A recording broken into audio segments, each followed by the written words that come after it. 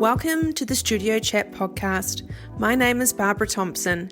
Each week, I'll be bringing you a self-care expert or a message to help you to discover how to live your best life and understand your mind-body connection. Thanks for spending some time with me today. Now, let the Studio Chat begin. Welcome back to my podcast. If this is the first time you are joining me today, I'd like to say hello and welcome. It's really nice to have you here. If you've tuned into an episode before, it's nice to have you back. I love having you here with me. Now, today, my guest is Kate. She's a narcissistic trauma-informed coach. In this episode, we're going to talk about helping empaths rediscover their sparkle after toxic relationships. Before we get to that, I think we really need to talk about these toxic relationships and how do we find ourselves in them and what to look out for. We'll be using a number of words and terms that you may not have heard before, but they all really make sense and certainly helped me when I was dealing with being in one, and at least 3 or 4, to be honest, and getting out of these types of relationships and really healing from narcissistic abuse. So, Kate, it's lovely to have you joining me here today. Oh, thank you so much. I'm so excited to come on your podcast because, you know, like you, this is a topic which is really close to my heart. I feel like I'm really on a mission to be able to help women, and not saying that this doesn't happen to men, but, you know, the majority of my clients that I work with are women. So I'm really on a mission to be able to help women understand what these relationships look like, and most importantly, understand that this isn't their fault. Yeah, that's so beautiful. And to know that it's not okay and to know what to look out for. And yeah, that's the underlying thing that we're going to talk about today is give these men, because women listen to my podcast, so let's, mainly women, to give them the tools to help them get out of it, help them recognize it, but also know that it's not, it can be something you can carry with yourself for a really long time, that you really think there's something wrong with you and you're not good enough. So can you please share with my listeners, a bit about you before we get started? Yeah, sure. So as you introduced, my name's Kate.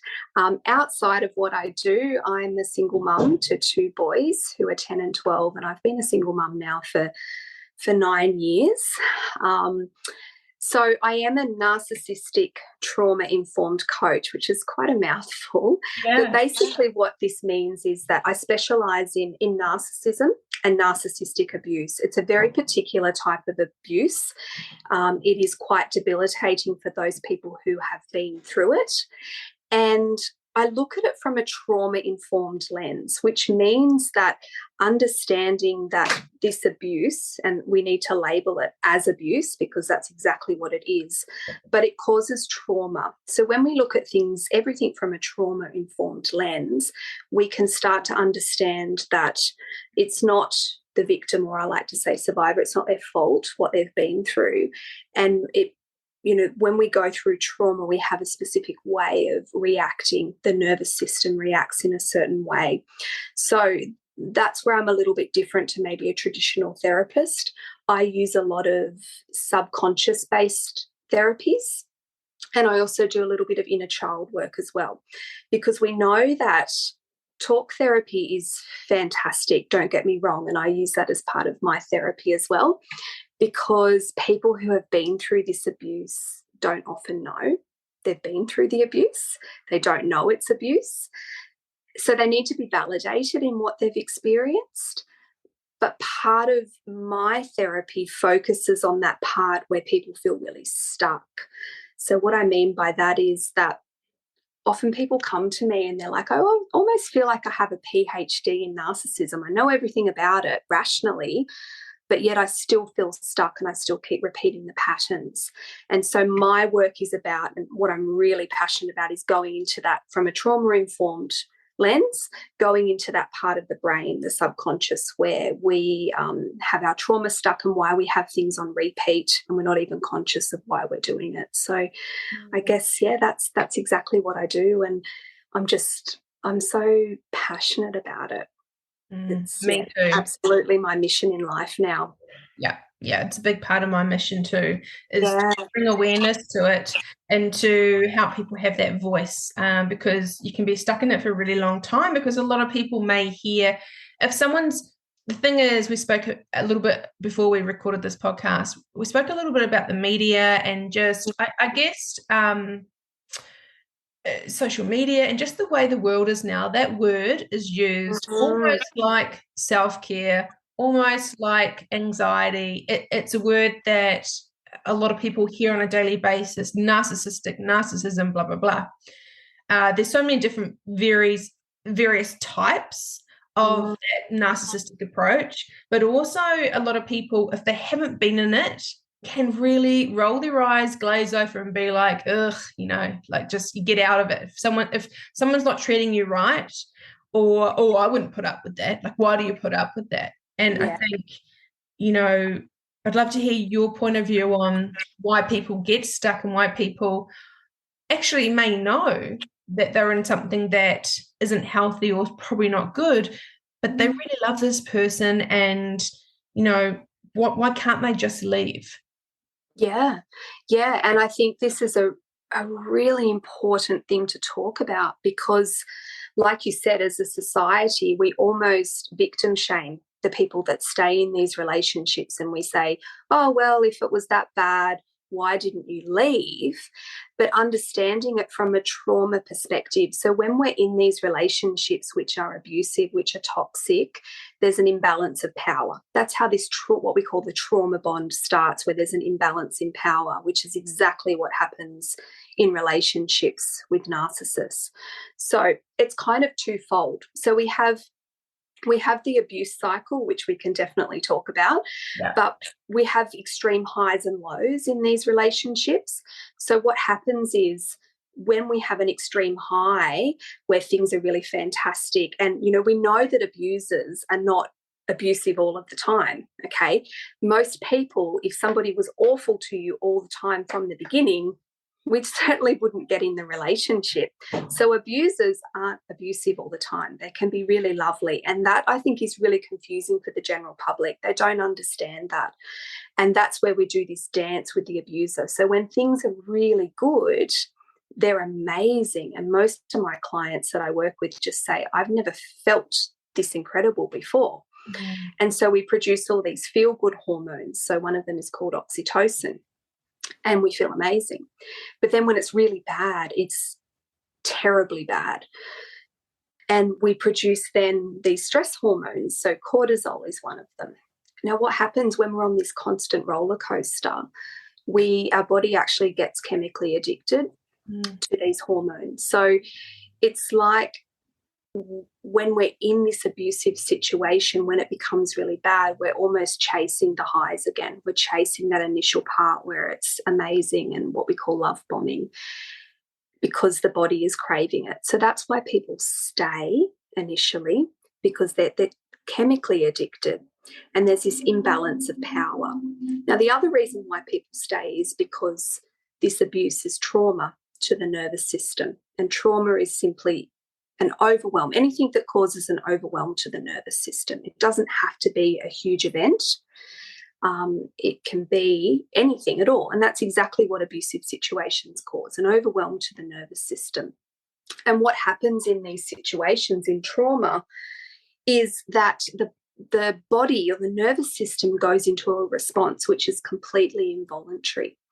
So I like to explain it like the animal kingdom, okay, because I think it gives people a really nice way to be able to make sense of how trauma works in abusive situations, or trauma even in any situation that's traumatic. So the way I like to think of it is, if we have, say, an impala in Africa chewing on the grass, they're nice and calm and relaxed, and a lion jumps out and starts chasing them, their trauma response kicks in and they go into fight or flight. So they start running, the lion might catch them, they'll go into fight. So we say fight or flight, but it tends to be the opposite. It tends to be flight, then fight. So that's involuntary. The nervous system is doing exactly what it needs to do in a sense of trauma.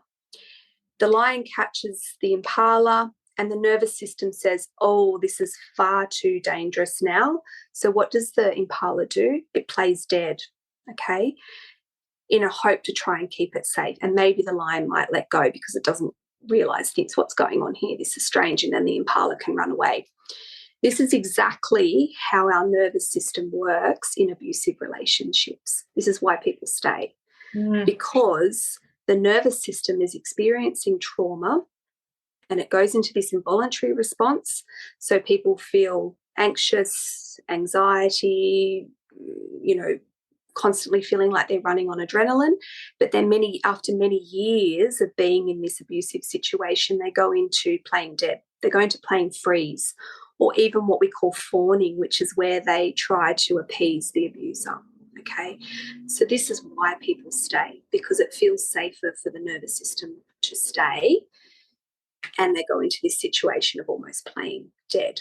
So this is why I'm so passionate about people understanding that it's not the person's fault that they're experiencing this trauma response, and it's not their fault as to why they stay. Thank you for sharing that. That's I haven't heard that before. It's such an insightful way to explain what, as I've been through it too, what we go through when we've been in that situation. Yeah. And when I was listening to you, there's something that for the listeners that have been in one, are in one, or haven't been in a relationship like this, I'd love them to know that term abuse. So when we hear it, the abuser or the abusive narcissistic partner, doesn't necessarily mean it's with their fists. It can be. But a lot of the time it's the games that they play, whether they look at other women when they're out with you, whether they are on social media, and it's a simple thing like they just like heaps of girls' photos or comment on women's photos, you're so beautiful, or is bragging about an ex-girlfriend and how the ex-girlfriend would always do the dishes but you don't do the dishes. Or it could be a look. It could be 1 minute that they're all affectionate on you and the next minute they go cold. Or they don't come home one night and you don't know where they are. Like it's the word abuse in these type of relationships is so vast. It could be the words that they use that you share your biggest insecurities with these people. They make you open up to a level that you don't normally trust people, but they share something about them that normally you say really early on, oh my God, I can't believe you've been through this. Oh my gosh. So what you do is you share your biggest story or your biggest insecurity, and then they will, very clever, they all run by the same playbook, I believe. And they use those words and those things that you really feel insecure about and throw them back at you. And that's what I mean by that word abuse is kind of littered with, it looks so different to so many people. It's not just, it can be violent and it can turn into that, yes, but it can be, they isolate you, they use certain words, they are so manipulative that you could be at a function and everyone thinks they're amazing, and when everyone walks away they can whisper something in your ear, or be fixated on another woman that's at this function and be like, oh, her dress is amazing, and you might have got your hair and makeup done, or you might be feeling really beautiful that night, and they don't say anything to you, but they'll comment someone else. You think, oh gosh, they're not, and it's nothing to do with you, but I want people to recognize that this abuse looks so different, and that's what it is. And you imagine that replicated over a number of times, why people feel so broken and so beaten. Absolutely. And you're 100% right. As a society, we think of abuse as being physical abuse. We think that domestic violence, whilst it is physical abuse, but domestic violence is far more insidious than just somebody putting their hands on you. What you're describing is emotional abuse, which, especially with this passive-aggressive abuse, which is so common in these relationships, passive aggression, I feel, is one of the most damaging parts of this abuse, because you can't put your finger on it.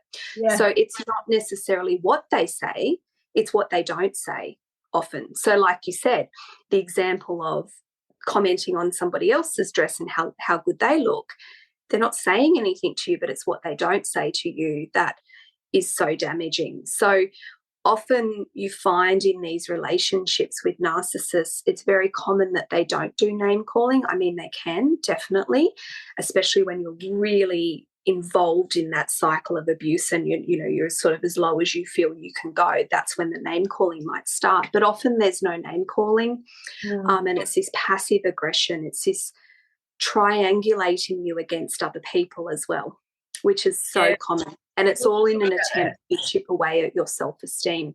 And it's so difficult for survivors, and I often have so many clients say to me, I don't know if I've actually been abused. And when we start to pull it out, they definitely have, but what they've experienced is this passive aggression, where it's very difficult to explain to other people what you've been through or what they've done, because they often don't say anything at all. And that's what's so damaging. And when you're in that type of relationship and the type of people you're surrounded by usually enable that person to carry the behavior on, because there are these things called, okay, guys, we'll talk about a few terms. One term is called flying monkeys. So you can be in a relationship with someone that's treating you so badly, however that looks, and they're surrounded by sisters and parents and work colleagues and bosses that just think the sun shines out of their ass. And so when you do want to, even your friends, they can really do a number on your friends to the point where you go to your girlfriends and talk to them about their behavior, and they go, oh, you're being so silly. They're amazing, because they're drinking that person's Kool-Aid. They're actually taking the other person's bullshit. Absolutely. And a lot of the times these flying monkeys who go in and enable the narcissist or the abuser, they're trauma bonded themselves in some way. So, they're getting something from that relationship as well. They often feel like, oh, I don't want to call out the narcissist, even if they do see some of the abusive behaviours. They don't want to call out the narcissist either, because they don't want to receive the wrath, of a narcissist, because we know that once they go into a rage and they have that, what we call narcissistic injury, it's extreme. So a lot of the flying monkeys don't want to call it out. They would prefer to, just sit back and just let the abuse happen. And it's a pattern. So you won't be the only partner that have done this to. So people around them will know that it happens, but no, it's just them. When you said the narcissistic rage, is interesting because I also see it as a mask. So when you meet someone, we all have a mask. We all have a mask that we wear around our children, around people at work, around different people. We're humans.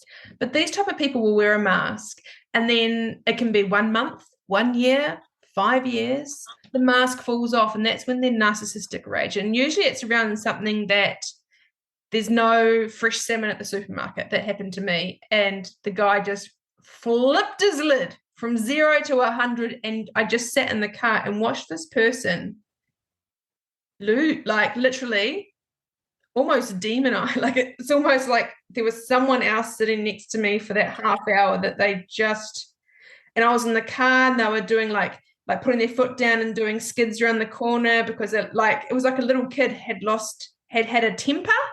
Yeah. And that's what I mean by the mask dropping, is that when it comes off and that you're actually seeing, and it happens for half an hour or a day, you see that person at their core for who they really are.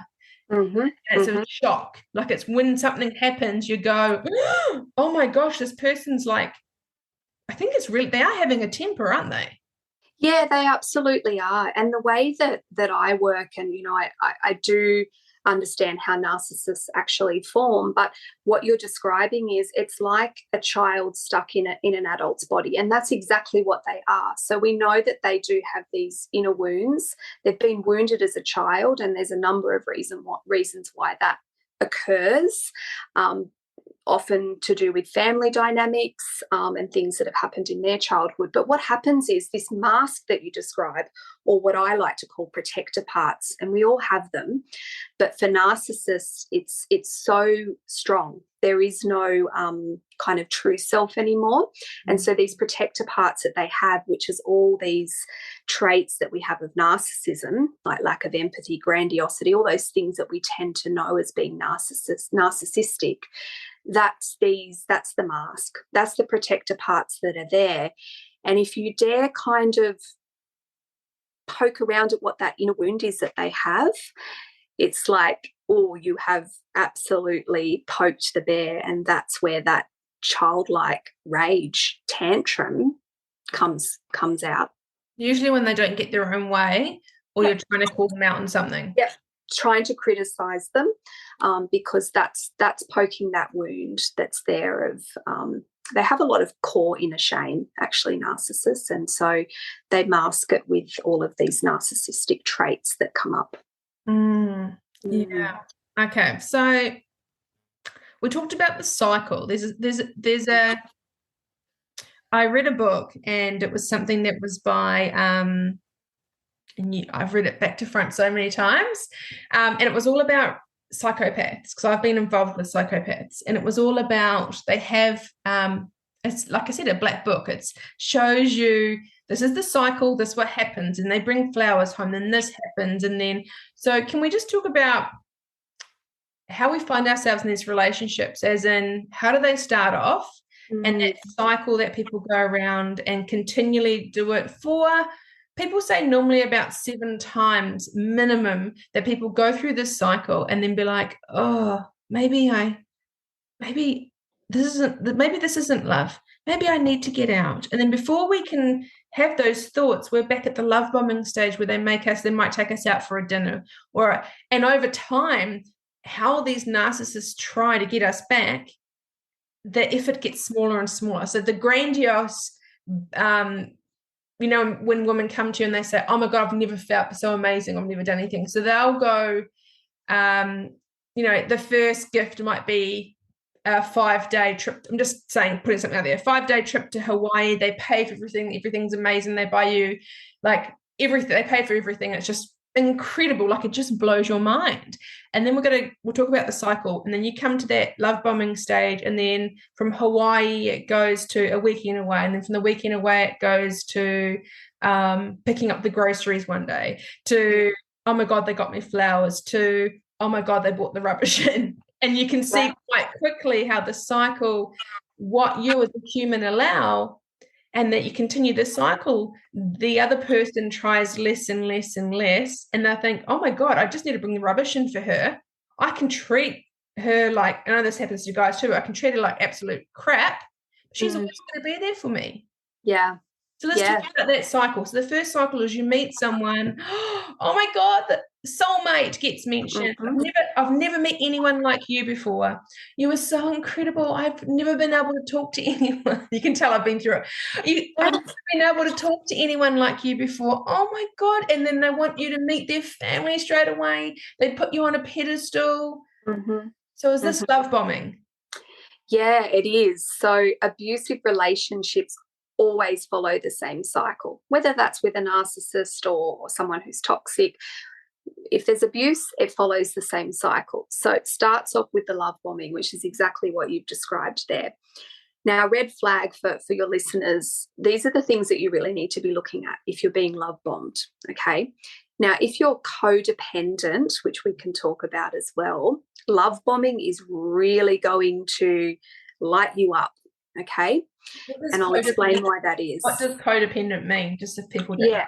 So codependent, basically the way that I like to describe it is, it's when we have a self-love deficit. Okay, so it's almost like we have a bit of a hole in our soul, which sounds extreme. Okay, I know it sounds really extreme, but it definitely can be cured. Okay, it's where we have these wounds there that potentially that we're not feeling good enough about ourselves, and it's that self-love deficit. We struggle with boundaries.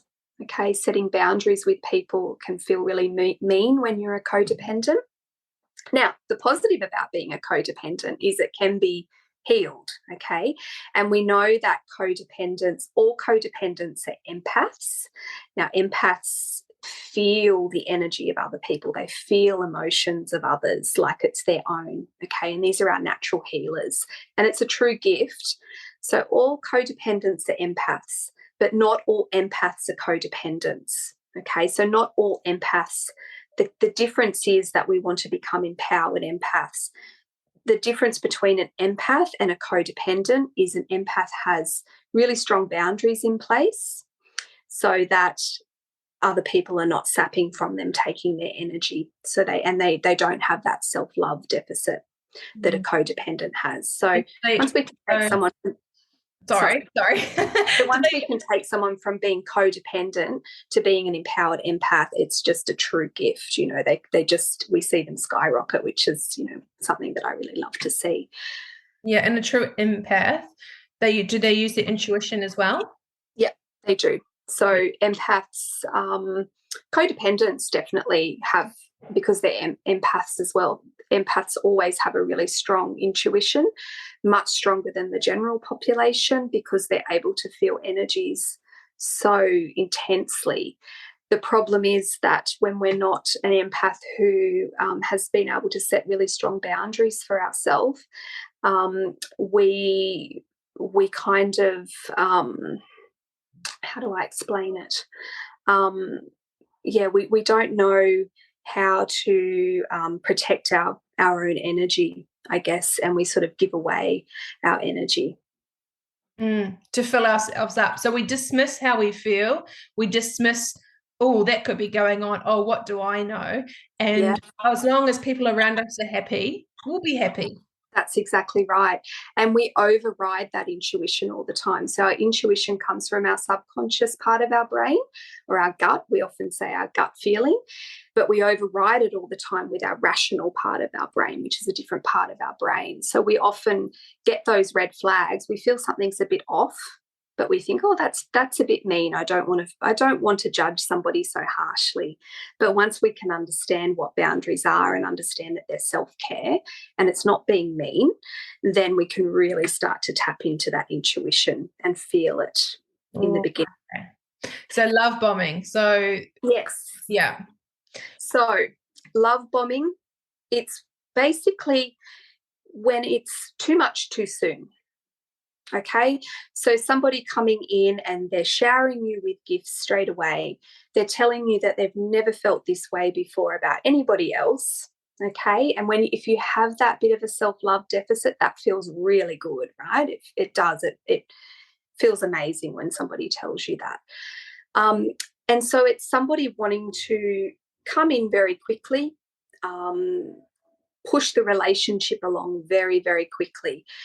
So that's a real red flag if you're experiencing that, because people who are abusive or narcissists, they want to get you under their control very quickly, so that it's almost like when that mask drops, you're already too far in. Okay, so that's why they really want to get you in quickly. Now, a healthy relationship and a healthy person wants to get to know you slowly. Okay, now we can have chemistry. Then that's amazing. Like, who doesn't want to feel chemistry with somebody and have all of those amazing feelings really early on? It's incredible.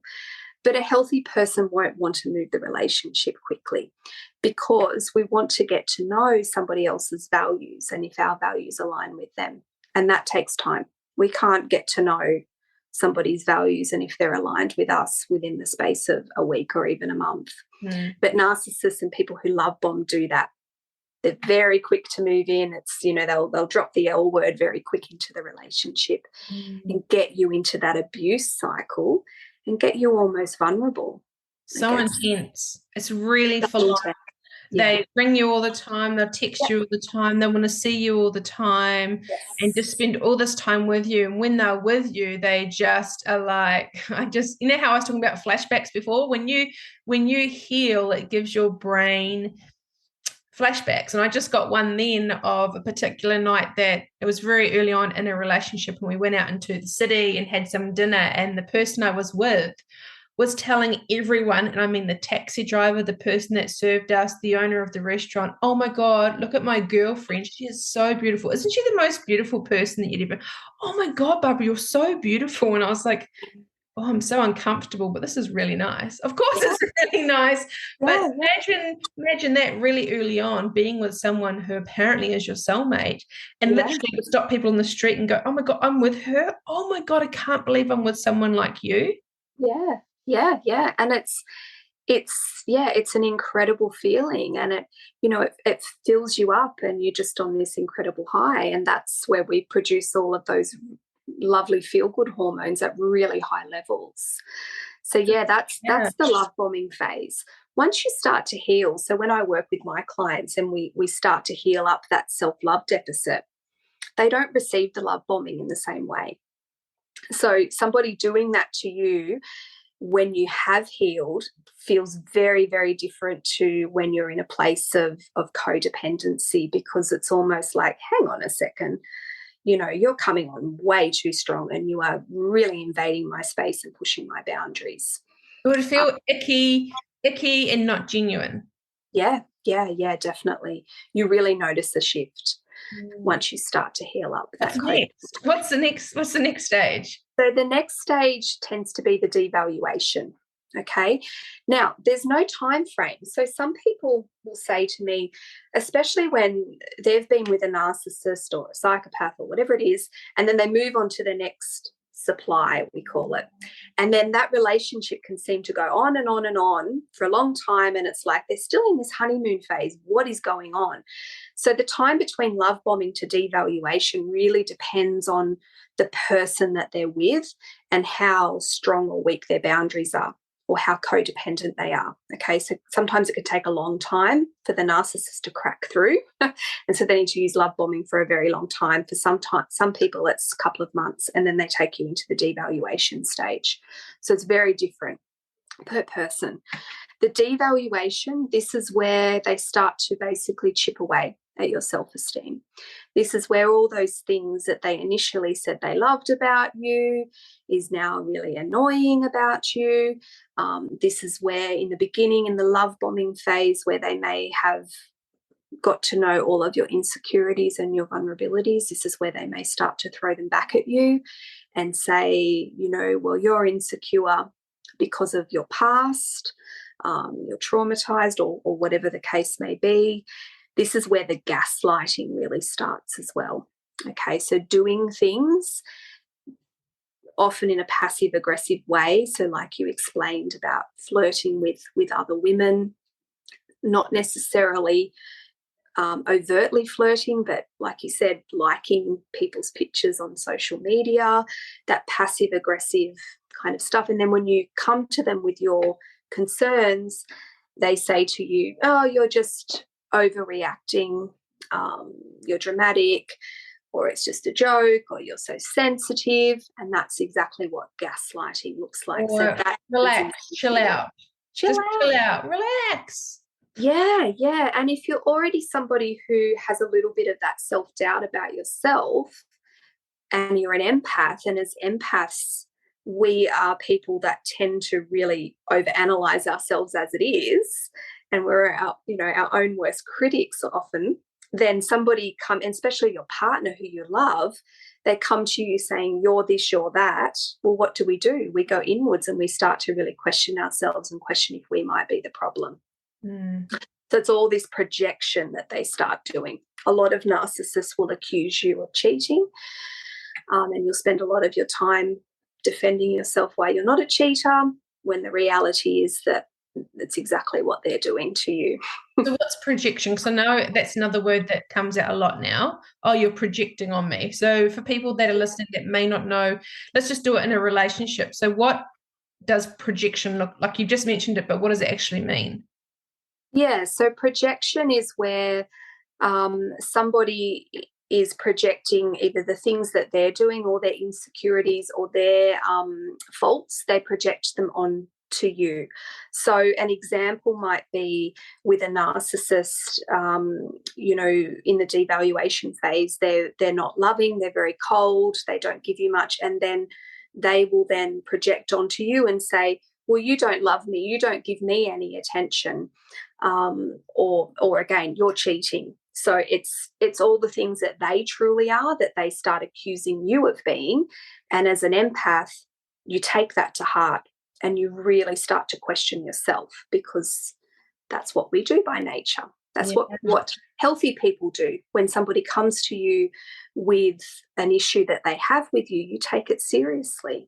We don't understand that these narcissists actually exist and that they are doing it to try and tear you down. It's not constructive criticism that they're coming to you with. And again, there's no timeline. So I know, I just want to backtrack a little bit. You mentioned a word called supply. So what happens, supply basically means another partner, or they always have you.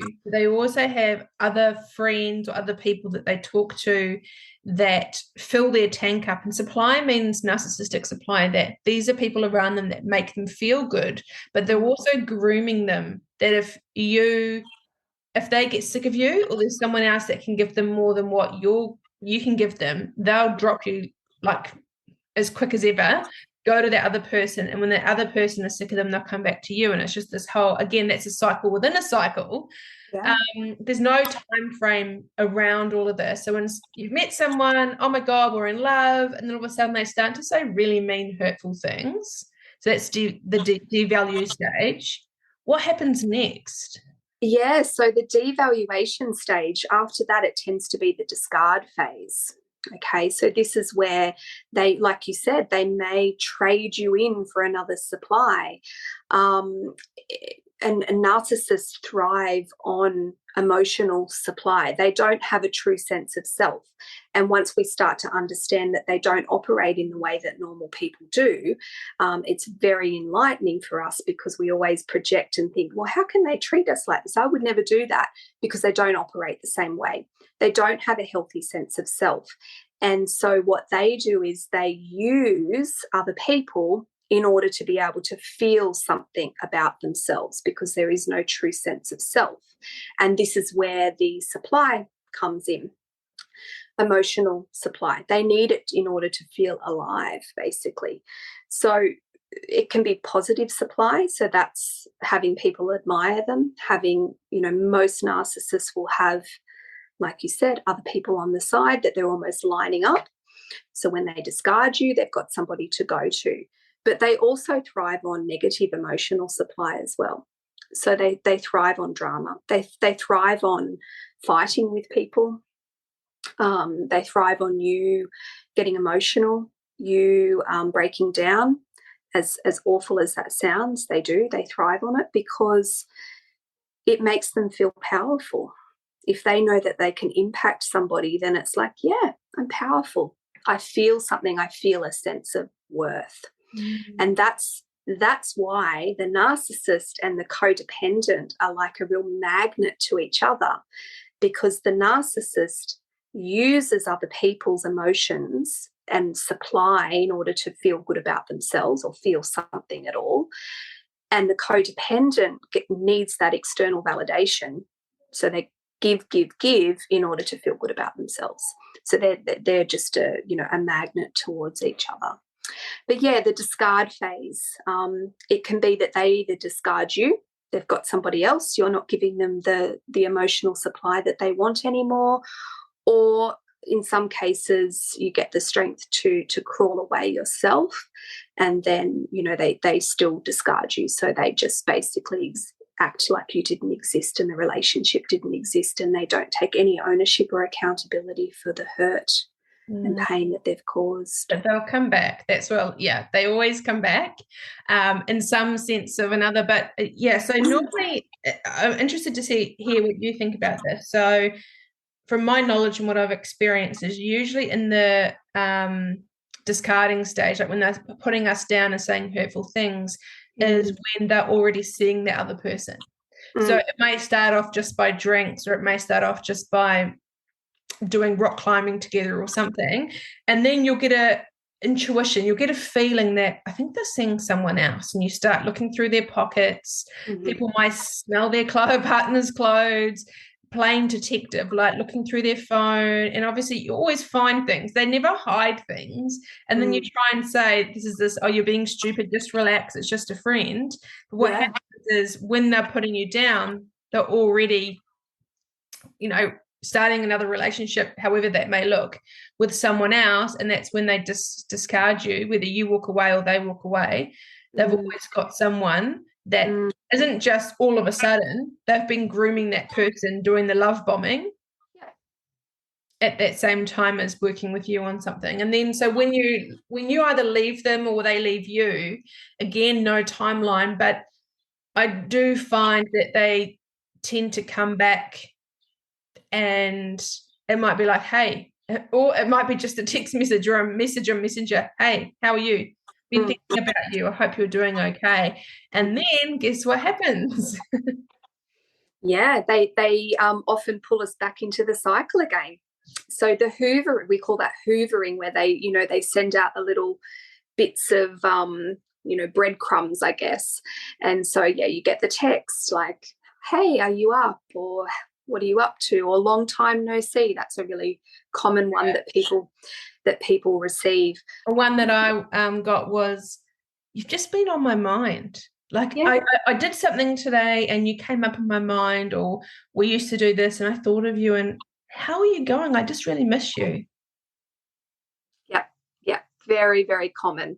So hoovering looks very similar to the love bombing phase. They're pretty much identical. Now, depending on your boundaries, depending on how healed you've got yourself, is going to be how hard they have to work to get you back into that abuse cycle. And this is certainly not about shaming or making the victims feel bad at all. But once you can have this understanding of how we get into this abuse cycle.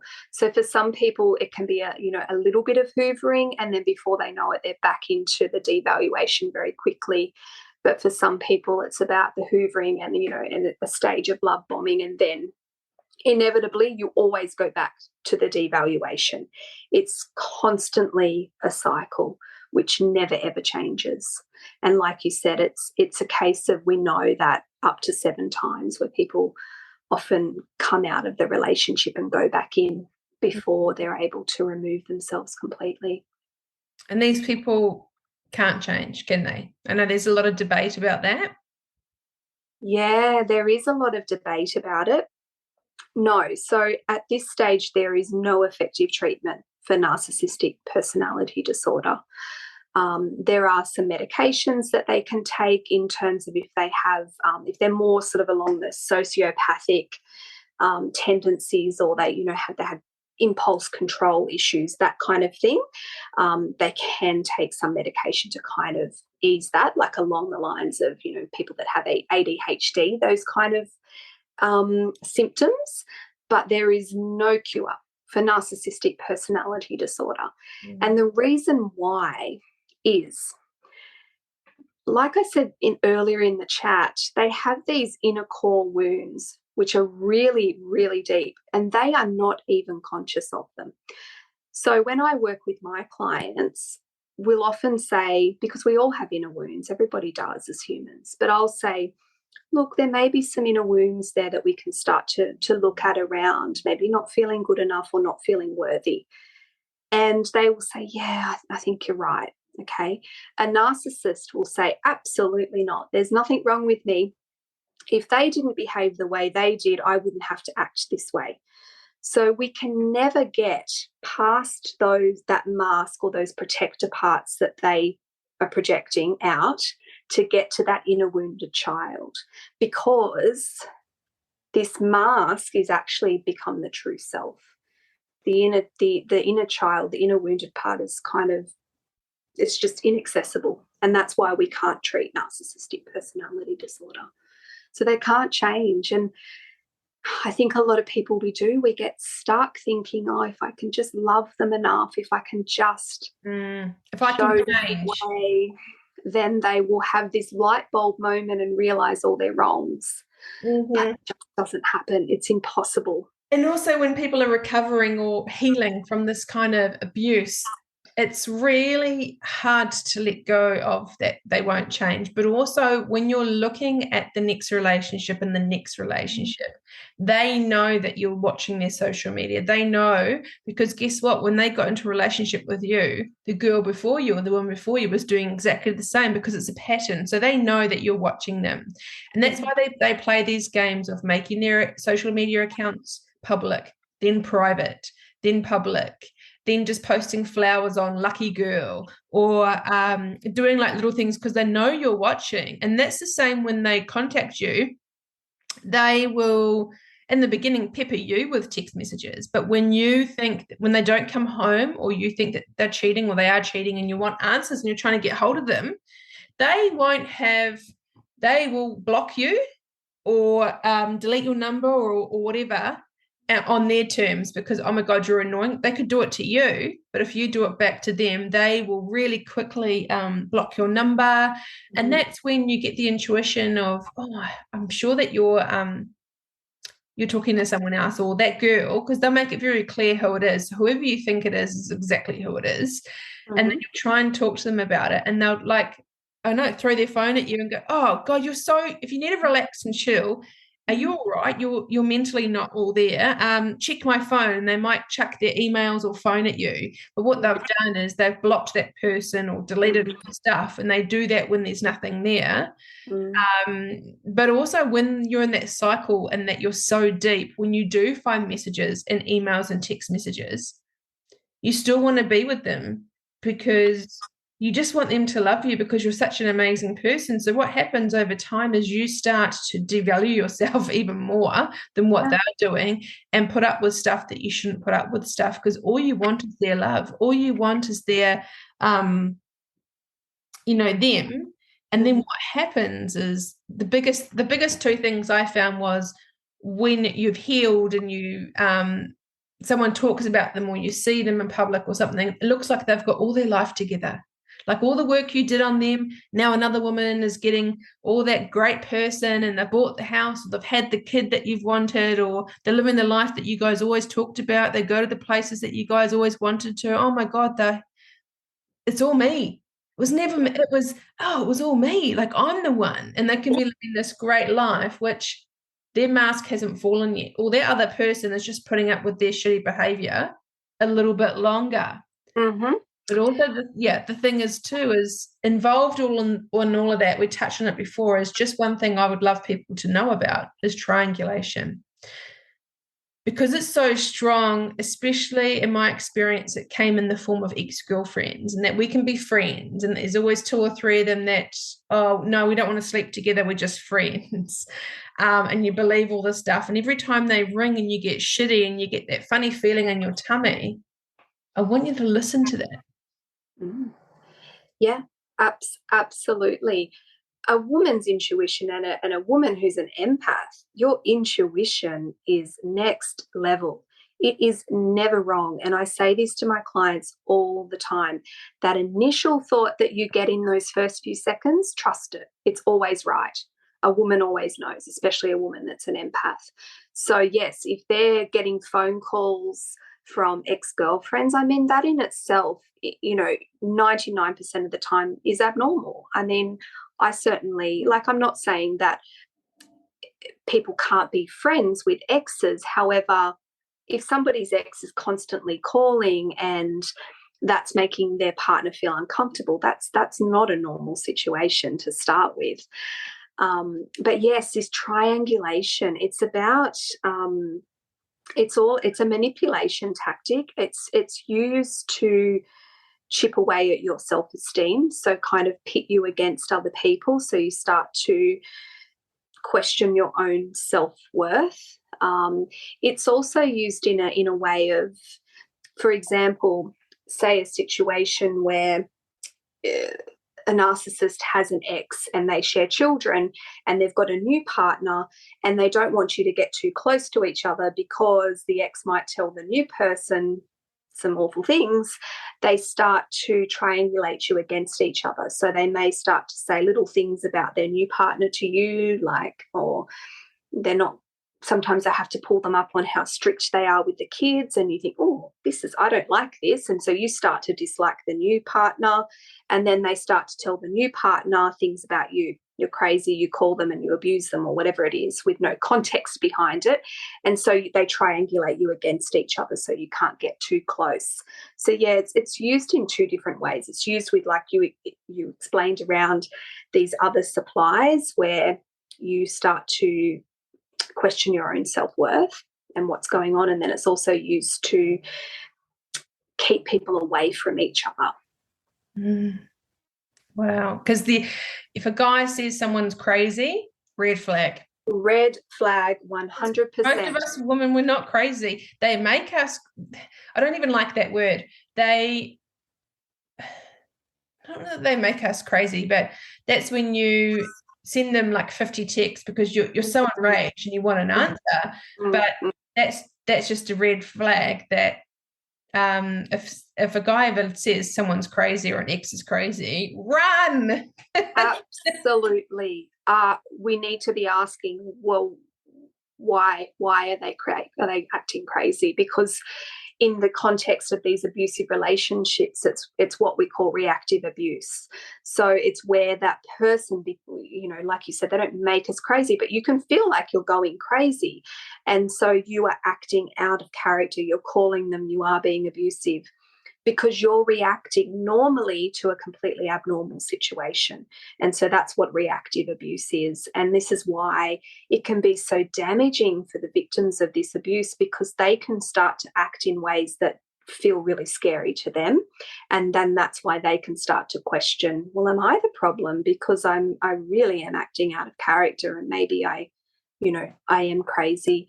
I have a lot of clients who come to me and think that, and some have been diagnosed, but it's this reactive abuse. They think that they've got bipolar, or they think that they have borderline personality disorder. No, what they've been in is an abusive situation. It's very different. Get them out of that situation and they don't act like that. Most of the time the abuser will actually say that to them and plant that seed. Yeah. Oh gosh, you're so bipolar, I think you need to go get that checked out. Absolutely. And then, like we said, as the empath, you start to question yourself, and then you start to believe it because you are acting that way because of abuse. And if you are in that cycle somewhere and you start, like, something's off, but you start playing detective, as in, I don't know, reading emails or looking for texts, or just, I don't know, noticing things in your home that they may bring them back to your home, and you notice things, lipstick stained glasses or cigarettes with different lipsticks on it, or all sorts of things, and you go, something's not right, and you start Googling, or you start looking, I'm going to look for ways to trip them up. Again, that's something that I want you to think about, that's not healthy, it's not normal. It is a cycle of abuse. Yeah, it's a huge red flag that you are most likely in a very toxic situation. The moment that you start Googling somebody's behaviour, that's when your intuition is kicking in, and you need to listen to that, because, healthy relationships, we don't have to play detective. We trust who we're with, but once we start having that inkling that maybe this person isn't who they say they are, that's a big red flag. Absolutely. Yeah, that's so interesting. What kind of things that we can do for ourselves if we're healing from this type of abuse? Yeah, so for me, I mean, I obviously specialised in this area, and not everybody can afford to have a therapist, obviously. But one of the things that I say to people is that we really need to start coming back to ourselves. And what I mean by that is that when we find out that we've been in a situation that's abusive with a narcissist, for example, and this is really crucial, it is part of the healing process, but we become just consumed with what is a narcissist, what are the red flags, what are the traits. We almost, most of my clients come to me and say, I feel like I have a PhD in narcissism. I'm like, you do. You know everything about it. Yeah. But yet they still feel stuck. Okay. Yeah. And this is because rationally we can know something, but we need to feel it as well on a body level, on a nervous system level.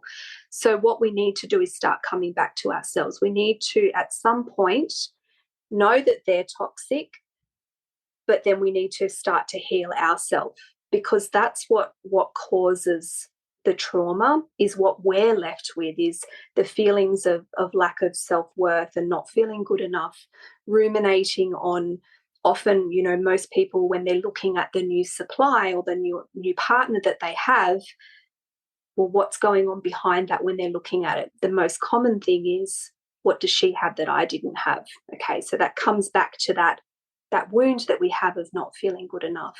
So for me, the key is to start to heal that wound of our own self-esteem and our wounds of not feeling like we're good enough. Okay, so self-care, compassion. Compassion is the big thing. I see it time and time again, is that when we've been in these abusive situations, we hold on to so much shame and guilt. We feel shame and guilt that we fell for them in the beginning, which is not our fault. We feel shame and guilt that we stayed for as long. And then we feel shame and guilt when we leave, or they discard us, and we feel like we can't move on. So all through it is just shame and guilt to ourselves. So just starting to get compassionate with ourselves and not judging ourselves, I think is a huge step in starting the healing process. Yeah, I think that's you can see how it just seeps into every aspect of your life, and it really, you go through this, affects every area of your life. It's not something that you can hide forever. It does come out. So I'd love, wrapping up through all of this, is like, what's one piece of advice or one like little golden nugget that you'd like to share with people listening today? I think for me, like I just mentioned before about having this shame and guilt, which I see time and time again, is I want people to know that this isn't your fault. That you getting into this relationship, them abusing you, none of it is your fault. And you are enough just as you are. I think that's, if anything, that's what I want people to take away, is to stop beating up on themselves as to why they got into these relationships and why they stayed and why they're struggling to move on. Is that it's not your fault. You've been abused and you've been in a trauma situation, and it's not your fault. Thank you. I think people need to hear that. Because it can just affect you years down the track. Even when you've healed, it's something that I see it as, to flip it to be a positive thing, to see it as it was just someone out there showing us that we really need to love ourselves, like truly and honestly, and care for ourselves and set boundaries and do what we want in life. And the right person that when they come along will be like, joint. It won't be imbalance of power, like you said at the beginning. It'll be, let's do this together. But you will know who you are, and you will know what you want, what you don't want, what you put up with, what you won't put up with. But I think at the core, it's learning to know about that self, like really loving yourself as best as you can, because we're humans. We're not going to love ourselves 100%, but knowing that you are enough, and that, that person won't change. I think that's kind of something that's always good to know. And they will just do the same thing over and over again. But knowing that this has happened to you because your inner child, or you at your core, needs to be loved. And this is just like a flag, like has just come up going, hey, this has happened, because it's the greatest gift for you to go inwards and do the work. Yeah, that's absolutely right. As cliche as that sounds, but it's the truth. It's the absolute truth. And it's not about saying that it's people's fault because, I have these wounds and therefore kind of I somehow attracted this to my life and it's my fault. But understanding that, the narcissist often comes in and puts a magnifying glass on those things that were already there to begin with. And it's sort of like, I need to come back and start to heal those parts of myself up so that we know that narcissists can't change, okay? And we're always going to have narcissists come into our life. It's just part and parcel. They say 6 to 10% of the population have narcissistic personality disorder. But the difference is going to be is that you're not going to receive their behaviour in the same way. You're not going to receive it as being something wrong with you. You'll start to recognise it as for what it is, that they are abusive, they have the problem, and you won't receive it as being something wrong with you. And I guess one of the key takeaways that I'd like to be able to say to your listeners is that a good place to get to is to understand that this abuse happened to you, but it didn't happen because of you. And there's a big difference. And once we can start to really feel that on a deep body, nervous system level, it's life-changing. Is there anything else you want to share before we wrap up? I I don't think so. I think it's just about, I'm on this mission for people to realize that it's not their fault and to remove the shame and guilt around it and start to talk about exactly what it is, how damaging it is, but also for people to understand that this doesn't have to be a life sentence. We can absolutely change the cycle. And how hard it is, because you know what, people don't like being alone. And especially when you get to a certain age too, you know, it's there's a lot of women out there that can't be alone or don't want to be alone, and you need to be alone to heal this and to do this work. But then they will get into another relationship, and you know, when you look outwards, there's a lot of people in relationships that are not happy, but are just in them because they're in them, because they don't want to be alone. So it's that double-edged sword that, especially when you've been through this stuff, it'll keep repeating itself. Speaking from experience, it'll keep repeating itself until you've learnt, or till you know the stuff that you need to know. And I don't want that for anyone listening. You know, I don't. It's every time it's painful, every time it gets a bit harder and it gets a bit worse. And again, from my experience, but I'm pretty sure if this is a cycle form of abuse, it kind of comes out in that way. No, the more times you're in it, and people keep coming to you for a reason, you keep learning this lesson, the harder it is on you, your nervous system, your body, but also in trust and loving yourself. Like if you already don't have great self-love and self-awareness and boundaries, the more that you attract these people in your life and go through this cycle, the more beaten up you're going to be. Yeah, that's right. And I think it's about understanding that whilst we're always going to attract these people, but once we have the strong boundaries and the strong self-love, we don't keep them in our lives, and that's the difference. So we can't stop them coming along and them being attracted to us, because you know they often like the kind, empathetic people, but when we have the strong boundaries, we just don't keep them around. No, and it was interesting when I was in a particular situation myself. I had the ability to sit outside. It was the courthouse. It's just I can't. So it was the courthouse, when I was outside the courthouse, when I had to get the AVO in place, and I sat in my car, and this is one of the first things I noticed. It was a AVO day, and I watched all the men walk out of court that day. I kid you not.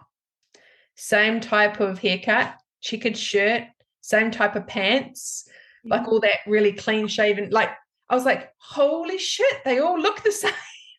Yeah.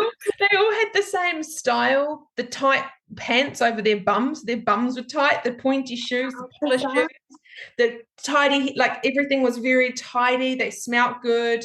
You know, their cars are all nice and like clean and tidy. And like, I know I'm only speaking of one aspect of a form of a narcissist, but it was just my observation that I sat in my car and just looked at the top. I just watched. For some reason, I just looked up and was watching people walking out, and I was like, holy shit. And I laughed and I went, no, this is not, oh my God. And I sat there and really watched the guys walking out. And that's what I mean. Same type of haircut, the same walk, the same type of shirts and pants. And I was just like, wow. Oh, yeah. And this is the thing as well. As society, we often say, oh, domestic violence perpetrators are monsters. And so people are on the hunt of these monsters, but no, abusers often are the nice guy, right, who are passive aggressive and abusive behind closed doors. And that's what's really damaging to the victims, because they don't fit this model of a monster or somebody that we can pick in a lineup. So, yeah, exactly. It's someone what is it? A wolf in sheep's clothing. Yep. Absolutely, which is the covert narcissist. They're the most damaging ones, I believe, because they're so difficult to spot. That's what I mean. It's not your fault. Anyone listening, it's not.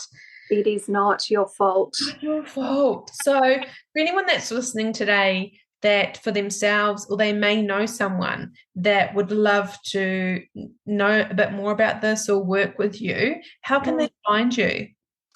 So the best way is through my Instagram, so at Kate A. Deighton, and you can reach out to me there via message or via my bio as well. There's a link as well on how to work with me, and I have some freebies on there. I've got a quiz, so if you are wondering if you are experiencing narcissistic abuse. There's a quiz on there that you can take as well, because in the beginning it's often so confusing. You've been through a situation where you've experienced gaslighting, and you're probably gaslighting yourself as well, not even, questioning if what you've been through is abuse. So just having that validation as well to understand that, this is abuse, this is exactly what you've gone through, and it's, like we said, it's not your fault. But they can definitely reach out to me that way. Oh, good. And I'd love to have you on again at some stage, because it's it's a topic that we can talk about all day, and just pick things apart and really go deep on some things. So absolutely, I'd love to come back. Yeah, thank you so much for joining me today, and I look forward to seeing you again soon. Sounds good. Thank you so much for listening. I hope you enjoyed today's episode and it has inspired you on your self-care journey. Please feel free to share this with a friend and subscribe over on Apple Podcast.